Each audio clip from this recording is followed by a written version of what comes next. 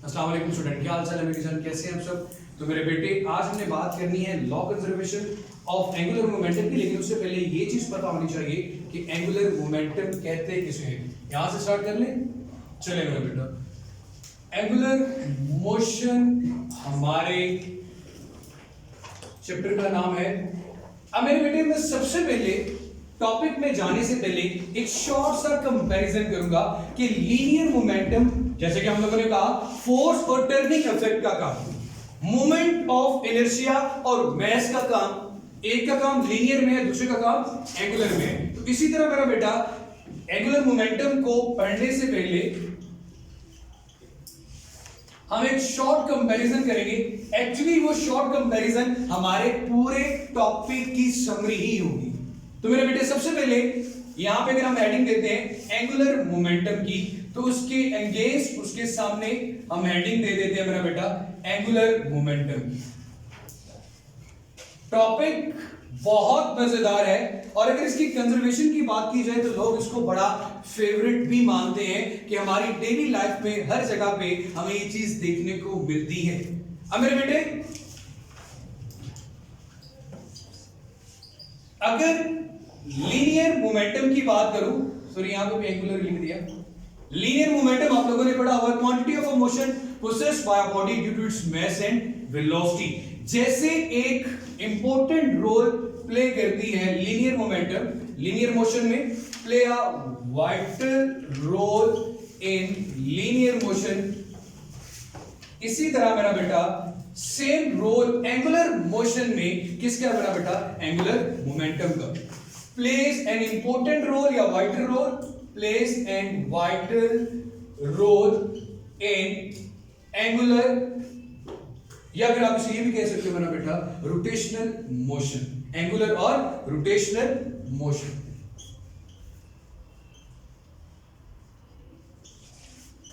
चलो जी, एक डिफरेंस तो हमारे पास ये आ गया। आगे मेरे बेटे आप मोमेंटम को कैसे चेंज करते हो। किसी भी बॉडी का मोमेंटम है P = mv, उसको चेंज करना है तो कैसे चेंज कर सकते हैं। या तो मास को तो कम ज्यादा नहीं कर सकते आप, किसको कर सकते हो वेलोसिटी को। तो वेलोसिटी को कम या ज्यादा करने के लिए क्या करना पड़ेगा, फोर्स लगानी पड़ेगी, क्योंकि जब वेलोसिटी को कम या ज्यादा करोगे तो क्या पैदा होगा एक्सेलरेशन। तो एक्सेलरेशन को कम या ज्यादा करने के लिए क्या अप्लाई करनी पड़ती है मेरा बेटा फोर्स। मतलब मैं ये बात कह सकता हूं कि मोमेंटम को चेंज करने के लिए मुझे क्या अप्लाई करना होगी, force. Can be changed by force, momentum can be changed by force.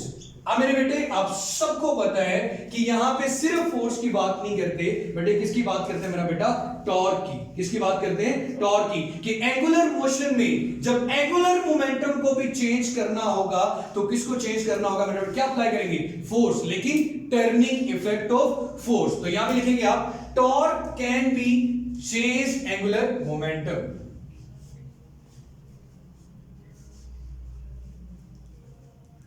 अब मेरे बेटे आपने यहां पे भी ये बात पढ़ी कि आपका जो मोमेंटम है अगर कोई एक्सटर्नल फोर्स एक्ट ना करे, आपने ये बात पढ़ी थी मेरा बेटा F = डेल्टा P/T।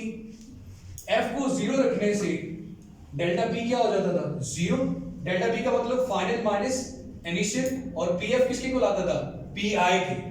PF किसके को लाता था, PI के। कि फाइनल और इनिशियल मोमेंटम दोनों क्या रहते थे, सेम। इसी तरह जब आप बात करते हो कि जी in the absence of force, force की गैर मौजूदगी में देखो मोमेंटम चेंज हो रहा है फोर्स की वजह से, और अगर फोर्स नहीं होगी तो मोमेंटम में भी चेंज नहीं आएगा। So in the absence of force momentum remains conserve. Conserve का मतलब कांस्टेंट, या फिर आप कहते हैं ये क्या रहता है, एक जैसा, जिसे हम कहते हैं law of conservation of angular momentum. Law of conservation of angular momentum. यहां पे आपने फॉर्मूला ये लिखा F = डेल्टा P/T। यहां पे आ जाए मेरा बेटा, यहां पे एंगुलर मोमेंटम भी in the absence of external torque हमेशा क्या रहेगा, कांस्टेंट रहेगा। अगर कोई टॉर्क एक्ट नहीं करेगा तो मोमेंटम में कोई चेंज नहीं आएगा। अगेन वही बात कि मोमेंटम में चेंज आता ही तब है जब आप उसमें क्या अप्लाई करेंगे, टॉर्क अप्लाई करेंगे। और जब तक आप टॉर्क अप्लाई नहीं करेंगे मोमेंटम में किसी किस्म का कोई चेंज नहीं आएगा। सो आप ये कहोगे मेरा बेटा, in the absence of torque, absence of torque का मतलब जब टॉर्क एक्ट ना करे, एंगुलर मोमेंटम रिमेन कंजर्व्ड।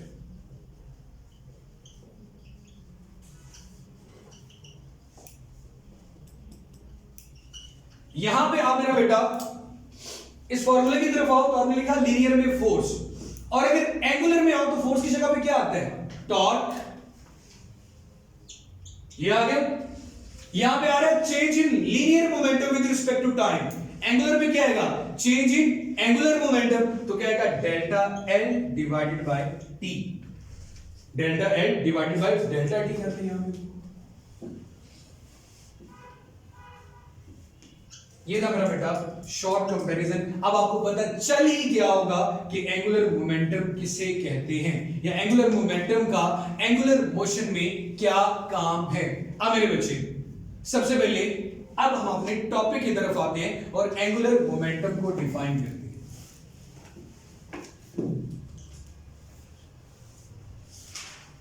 आप जनाब ये सपोज कर लें कि आपके पास यहां पे एक स्फेरिकल बॉल पड़ी हुई है और वो आपका रेफरेंस पॉइंट है। वो आपका क्या है मेरा बेटा, रेफरेंस पॉइंट।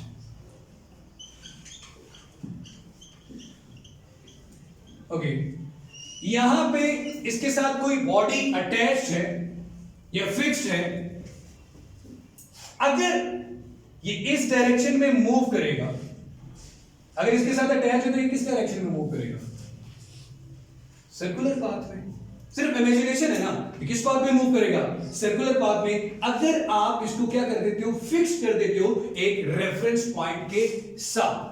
जब रेफरेंस पॉइंट के साथ फिक्स किया, जब ये मूव करेगा तो जाहिर सी बात है, अगर सर्कुलर पाथ में कोई ऑब्जेक्ट मूव करता है तो यहां पे क्या चेंज आता है, एंगुलर डिस्प्लेसमेंट का। मतलब लम्हा ब लम्हा किस में चेंज आएगा, इसकी एंगुलर पोजीशन में। किसमें चेंज आएगा, इसकी एंगुलर पोजीशन में। अगर आप मेरा बेटा गौर करें, यहां पे आप फोर्स लगाकर कौन सा इफेक्ट प्रोड्यूस कर रहे हैं, टर्निंग इफेक्ट। और ये आपका एक्सिस ऑफ रोटेशन है या पिवट पॉइंट है जिसके गिर्द बॉडी क्या कर रही है, रोटेट कर रही है। इन दोनों के दरमियान जो डिस्टेंस होगा उसको क्या कहेंगे, आर।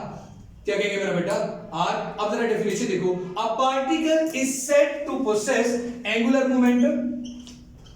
अब देखो बेटी, अगर ये सीधा जाएगा तो लीनियर मोमेंटम तो इसमें है ही है, लेकिन जैसे ये कर्व पाथ में जाएगा तो कौन सा मोमेंटम इसमें आ गया, एंगुलर मोमेंटम। छोटी सी बात कि जब एक पार्टिकल एक फिक्स पोजीशन के साथ अटैच कर दिया जाता है और वो मूव करे तो उसके एंगुलर पोजीशन में चेंज आता है, उसे हम क्या नाम देते हैं, एंगुलर मोमेंटम का। उसे क्या नाम देते हैं, एंगुलर मोमेंटम का। अगर कोई ऑब्जेक्ट ऐसे जा रहा है, आप अटैच किए तो ऐसे ऐसा वो कर्व पाथ पे भी जा रहे हैं, तो मेरे बेटे दो चीजों का प्रोडक्ट आ रहा है, आर का, और अगर मैं यहां पे कहूंगा सीधा मूव करे तो लीनियर मोमेंटम भी मौजूद है। तो आर और लीनियर मोमेंटम को भी मल्टीप्लाई करो तब भी क्या बनता है, एंगुलर मोमेंटम। क्या बनता है बेटा, एंगुलर मोमेंटम। अभी सिर्फ डेफिनेशन को एक्सप्लेन कर रहा हूं, डेरिवेशन की तरफ नहीं गया। डेरिवेशन बहुत बच्चों वाली डेरिवेशन है, लेकिन पहले कॉन्सेप्ट क्लियर हो जाए कि एंगुलर मोमेंटम क्या चीज होती है। सर्कुलर पाथ में ऑब्जेक्ट मूव करे एक फिक्स पॉइंट के गिर्द, उस वक्त ये आर डिस्टेंस और इस पी को अगर आपस में मल्टीप्लाई कर दें तो क्या बन जाता है, एंगुलर मोमेंटम। क्या बनता है बेटा, एंगुलर मोमेंटम। अभी इसमें कॉम्प्लेक्सिटीज आएंगी और भी चीजें जो किसे ही समझने वाली है। सबसे पहले अ पार्टिकल पोसेस, कि एक पार्टिकल, जैसे कहते हैं ना, quantity of motion possessed by a body due to its mass and velocity. यहां हम क्या करें, a particle possess angular momentum या is said to possess angular momentum. हम कहेंगे एक पार्टिकल एंगुलर मोमेंटम रखता है about a reference axis, about a reference axis if it moves, that its angular position change, if it moves, अगर ये move करता है और इसकी किस पोजीशन में चेंज आ रहा है, एंगुलर पोजीशन में, if it moves and angular position change, और एंगुलर पोजीशन किसी रेफरेंस पॉइंट के हवाले से चेंज हो रही है जिसे आप फिक्स पॉइंट का नाम दे रहे हो, if its angular position change with respect to reference point, with respect to reference point, तो इसे हमने क्या नाम दे दिया, इसे क्या कहा जाता है मेरा बेटा, एंगुलर मोमेंटम का। क्या नाम देते हैं मेरा बेटा, एंगुलर मोमेंटम का। एक बात याद रखना, जब मेरे बच्चे इसमें कोई टॉर्क एक्ट नहीं करेगा, इसके मोमेंटम में चेंज नहीं आएगा और मोमेंटम हमेशा क्या रहेगा, सेम रहेगा, जब तक आप इस पे कोई एक्सटर्नल फोर्स ना लगाओ। जिस कांस्टेंट वेलोसिटी के साथ ये मूव करता है, मूव करता रहे। जब आप इसमें फोर्स लगाओगे, सर्कुलर पाथ में फोर्स को कहते हैं टर्निंग इफेक्ट ऑफ फोर्स, तो एंगुलर एक्सेलरेशन आएगा, मोमेंटम में क्या हो जाएगा, चेंज हो जाएगा, मोमेंटम में क्या हो जाएगा, चेंज। लेकिन मोमेंटम तब तक कांस्टेंट रहेगा जब तक आप इसमें कोई फोर्स नहीं लगाते। इनिशियल और फाइनल मोमेंटम हमेशा क्या रहता है, एक जैसा रहता है, क्योंकि ऑब्जेक्ट क्या मूव कर रहे हैं, कांस्टेंट एंगुलर वेलोसिटी के साथ। अब मेरा गौर करो बेटे, अगर मैं यहां पे कोई एक एरिया सा ड्रॉ कर दूं, ऑब्जेक्ट यहां से यहां तक गया, तो ये एरिया एक पैरेललोग्राम को रिप्रेजेंट नहीं कर रहा है या नहीं कर रहा। अगर आपके पास इस तरह ऑब्जेक्ट रोटेट करता जाए, मैं एक एरिया बना दूं कुछ जगह पे कि यहां तक मैंने इसको टिल्ट किया, एरिया अंडर द ग्राफ, दो क्वांटिटीज को जब आप मल्टीप्लाई करते हो, ग्राफ से हमेशा एक थर्ड क्वांटिटी आ जाती है।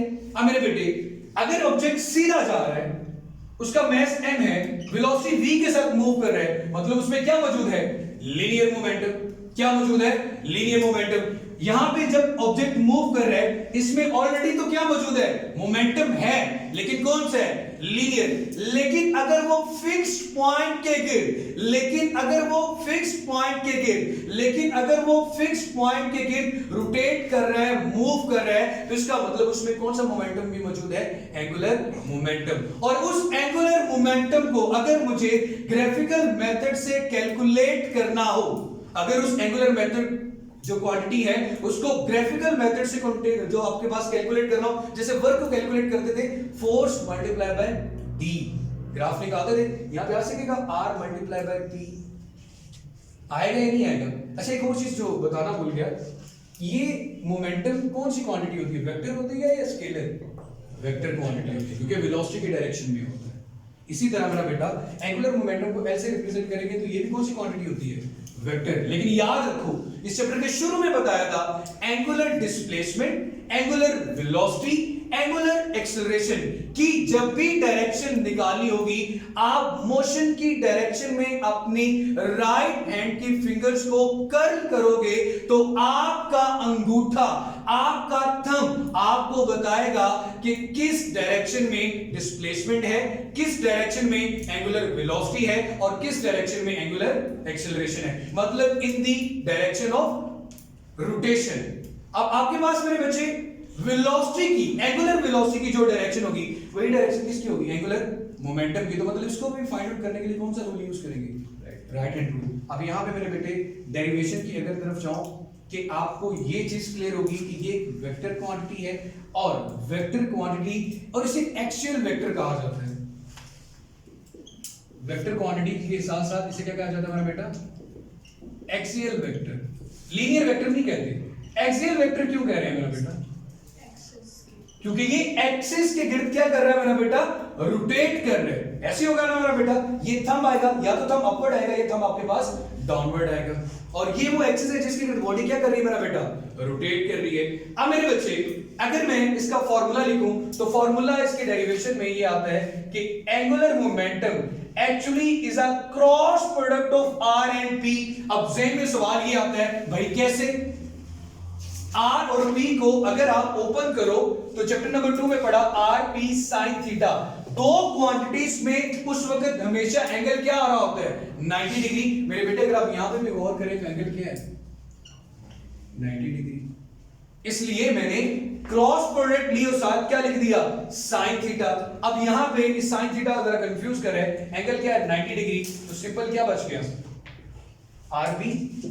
सिंपल आपके पास क्या आ गया मेरा बेटा, आरपी। आरपी किसकी इक्वल होता है वैसे, लीनियर मोमेंटम है ना, पी किसकी इक्वल आ गया मेरा बेटा, एमवी की इक्वल।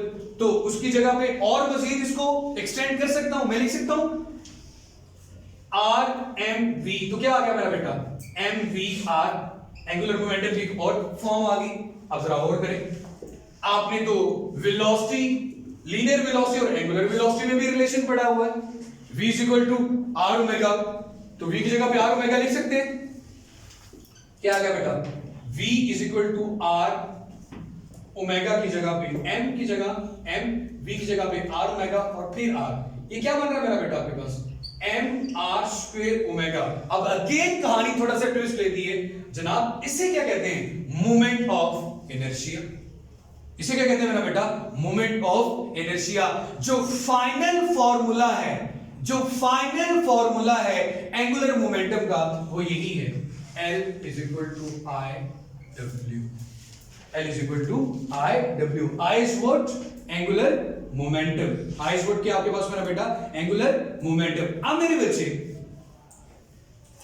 मैं इस फाइनल फॉर्म पे एक स्टेप में पहुंच गया। अगर मेरे पास रिजिड बॉडी है, तो आपने तो कहा था कि रिजिड बॉडी में मैसेज की डिस्ट्रीब्यूशन भी होती है।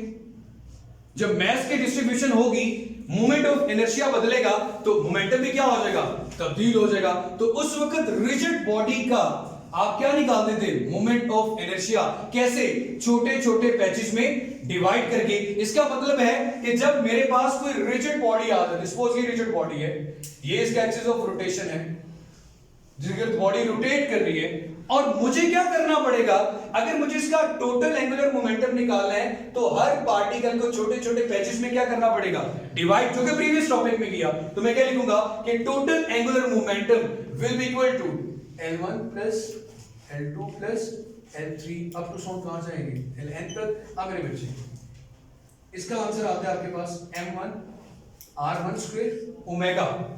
मैं ओमेगा के साथ 1 2 नहीं लिख रहा, अगेन मैस भी बदलेगा, रेडियस भी बदलेगा, m2 r2 का square omega plus up to so on mn rn का स्क्वायर ओमेगा।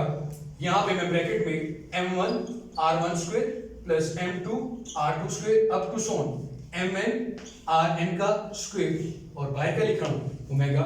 ओमेगा बाहर क्या रिप्रेजेंट कर रहे हैं कि एंगुलर वेलोसिटी उसकी क्या रहेगी, कांस्टेंट। तो हमने यही कहा था ना कि जब फोर्स नहीं लगेगी, तो वेलोसिटी जिस वेलोसिटी से मूव कर रहे हैं, वो वेलोसिटी तब बदलेगी जब आप क्या लगाएंगे, फोर्स लगाएंगे।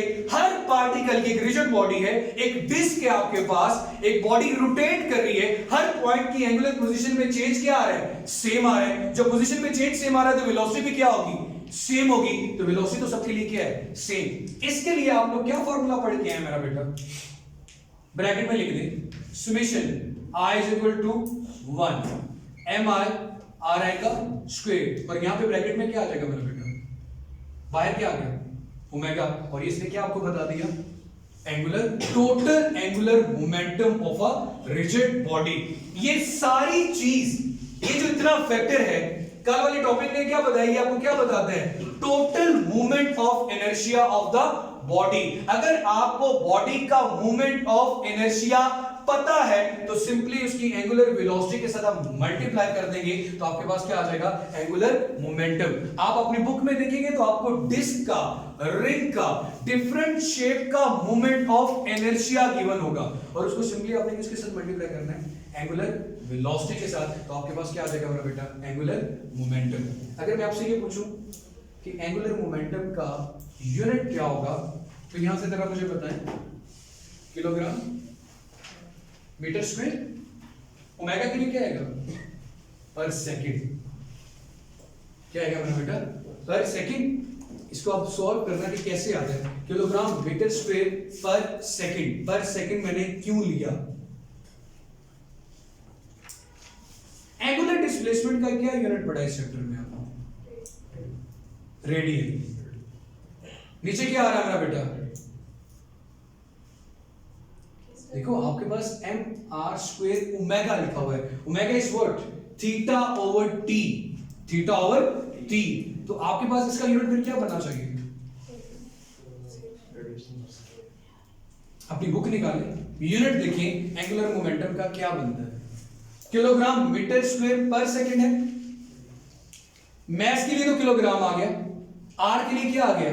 Metre square.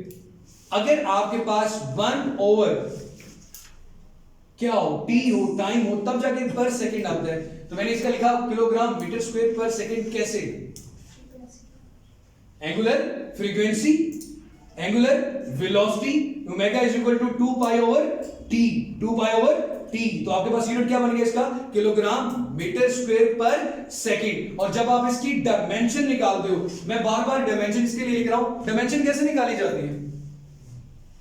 जहां पे केजी आएगा वहां पे मैस आ जाएगा, जहां पे मीटर आ जाएगा वहां पे लेंथ आ जाएगी, और जहां पे टाइम आएगा वहां पे क्या आ जाएगा? T inverse. क्या आ जाएगा मेरा बेटा? T inverse. टी इनवर्स का मतलब सेकंड टाइम के लिए हमने 3 मेन डायमेंशंस पढ़ी थी। सातों बेस क्वांटिटीज को 7 डायमेंशन में लिखा जा सकता है, लेकिन सबसे ज्यादा किसका यूज है? मैस का, लेंथ का और टाइम का। अगर मेरे बच्चे मैं अगले टॉपिक को सिर्फ 1 मिनट में एक्सप्लेन करूं ना, तो इस लाइन से होता है। ये लाइन आपको क्या बताती है? जब फोर्स नहीं लगती तो मोमेंटम क्या रहता है? एक जैसा। लॉ ऑफ कंजर्वेशन में एंगुलर मोमेंटम भी ऐसा होगा कि जब टॉर्क नहीं होगा तो delta L over delta T, इसका आंसर क्या आना चाहिए? 0। इसका आंसर क्या आना चाहिए? 0। डेल्टा टी भी तरह क्या होता है? 0। तो यहां पे क्या आ गया? चेंज इन मोमेंटम, मतलब मोमेंटम में किसी किस्म का कोई चेंज नहीं आया। जब मोमेंटम में किसी किस्म का कोई चेंज नहीं आएगा, आप इनिशियल एंगुलर मोमेंटम और फाइनल एंगुलर मोमेंटम को क्या लिखोगे? सेम लिखोगे। ये बात कल करेंगे, लेकिन आज के लिए मेरा बेटा इतना मैं थोड़ा सा समराइज कर दूं, कंफ्यूज नहीं होना। देखो भाई, आप एक चेयर पे बैठे हुए हो, ठीक है? आप अपने हाथों को स्ट्रेच कर दो, मोमेंट ऑफ इनर्शिया बढ़ गया, आर बढ़ गया ना, एम और आर का प्रोडक्ट। स्ट्रेच कर दो, मोमेंट ऑफ इनर्शिया कम हो गया। अब आपके हाथ में 2 डंबल्स हैं, जिम करते हुए आप इसको इस तरह मूव करो, ज्यादा तेजी से मूव करोगे, ऐसे मूव करो तो मूवमेंट क्या होगी? कम होगी। अब यहां पे देखो, अगर यहां पे मोमेंट ऑफ इनर्शिया कम है लेकिन स्पीड क्या है? ज्यादा। हाथों को स्ट्रेच करने से मोमेंट ऑफ इनर्शिया ज्यादा है लेकिन स्पीड क्या है? कम। मोमेंटम क्या रहा? सेम। मोमेंटम क्या रहा? सेम। यहां पे भी आई और ओमेगा का प्रोडक्ट, और यहां पे भी आई और ओमेगा का प्रोडक्ट। कभी आपने बर्फ के ऊपर डांस करते हुए देखा होगा लोगों को, वो जब रोटेट करते हैं, जब उनके हाथ पांव इस तरह स्ट्रेच्ड होते हैं, जाके वीडियोस देख लेना, जब वो स्ट्रेच्ड फॉर्म में होते हैं तो उनकी मोशन बहुत स्लो होती है। जैसे ही वो बंदा या बंदी अपने आप को क्या कर लेता है? कॉन्ट्रैक्ट कर लेता है, तो उसकी स्पीड क्या हो जाती है? बढ़ जाती है। मतलब क्या? ऐसा करने से आर तो बढ़ गया, तो मैस तो हमेशा क्या रहता भाई? कांस्टेंट। मैस को अब यहां पे तब्दील नहीं कर रहे। मोमेंट ऑफ इनर्शिया की तब्दीली किसकी वजह से आ रही है? आर की वजह से। किसकी वजह से आ रही है? आर की वजह से। साइज का लफ्ज याद रखना है law of conservation of angular momentum में। जब साइज ज्यादा होगा स्पीड कम होगी, जब साइज कम होगा स्पीड क्या होगी? ज्यादा होगी। आपने कभी स्विमिंग करते हुए लोगों को देखा होगा, तो इस तरह डेप्थ में जाने के लिए, ज्यादा तेजी से जाने के लिए अपनी बॉडी को क्या कर लेते हैं? कॉन्ट्रैक्ट कर लेते हैं। लेकिन जैसे स्ट्रेच करते हैं स्पीड क्या हो जाती है? कम हो जाती है, क्योंकि आर क्या हो जाता है? ज्यादा। तो जहां पे साइज ज्यादा होगा वहां पे एंगुलर स्पीड कम होगी, जहां पे साइज कम होगा वहां पे एंगुलर स्पीड ज्यादा होगी। आप खुद भी एग्जांपल खुद के साथ भी कर सकते हैं। इसी तरह मेरा बेटा, अगर आपने सी सॉ देखा हो, जहां पे आई ज्यादा होगा वहां पे ओमेगा की वैल्यू क्या होगी? अब देखो, एक तरफ एक भारी बंदा बैठा हुआ है और एक तरफ एक नॉर्मल सा बंदा हमारे जैसा बैठा हुआ है। तो जहां पे स्पीड कम है वहां पे साइज क्या है? ज्यादा है, और जहां पे स्पीड ज्यादा है वहां पे साइज क्या है? कम। एक हैवी बंदा आपको ऐसे करेगा, आप चाहे ऊपर की तरफ उठ जाओ, ऐसा होता है या नहीं होता? तो ये जो इस तरह की मोशन है या इस तरह की मोशन है, क्लॉकवाइज है या फिर आपके पास क्या है? Anti clockwise. तो ये जो क्लॉकवाइज या एंटी क्लॉकवाइज मोशन है, इसे क्या कहेंगे? Turning effect of force. और ये इसकी रोटेशन फिर कौन सी होगी? Angular rotation. कौन सी होगी मेरा बेटा? एंगुलर। ये बातें दोबारा कल करनी है, ठीक है? कल वाला टॉपिक क्या हमारा होगा? Law conservation of angular momentum. अभी का टॉपिक बैठ जा जरा स्कूल के साथ। अभी का जो टॉपिक है वो सिर्फ और सिर्फ ये है कि अगर एक फिक्स्ड पॉइंट के गिर्द बॉडी मूव करती है तो एंगुलर पोजीशन में चेंज आता है। उस एंगुलर पोजीशन में चेंज को हम मोमेंटम का नाम देते हैं और उसे क्या कहते हैं, एंगुलर मोमेंटम। P और R को उस फिक्स्ड पॉइंट और बॉडी के एक्सिस ऑफ रोटेशन के दरमियान जो डिस्टेंस होता है उसे मोमेंट आर्म कहा जाता है। अगर आप इन दोनों का क्रॉस प्रोडक्ट लो, जो तीसरी क्वांटिटी आएगी उस क्वांटिटी को क्या कहेंगे, मोमेंटम। तीन क्वांटिटीज का, दो क्वांटिटीज का क्रॉस प्रोडक्ट, इसे क्या कहते हैं, वेक्टर प्रोडक्ट। थर्ड क्वांटिटी भी क्या होगी, वेक्टर। और डायरेक्शन फाइंड आउट करने के लिए क्या रूल करते हैं, राइट हैंड ग्रिप रूल। अब R से P की तरफ अपनी उंगलियों को अगर क्लॉकवाइज या एंटी क्लॉकवाइज करोगे तो ये थंब आपको किसकी इंडिकेशन दे रहा है, एंगुलर मोमेंटम की। किसकी इंडिकेशन दे रहा है, एंगुलर मोमेंटम की। ये जो डायरेक्शन जो आपकी तरफ होती है, आपकी बुक में हमेशा ये अपवर्ड शो की गई होगी।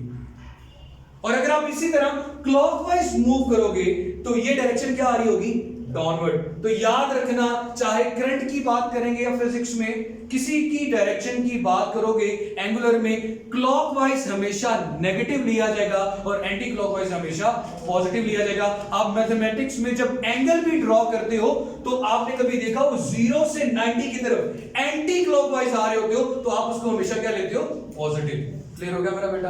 अब अपना बहुत सारा सा ख्याल रखिए। क्या लगे मुलाकात होगी लव एंड एंगुलर मोमेंटम में। अल्लाह हाफिज।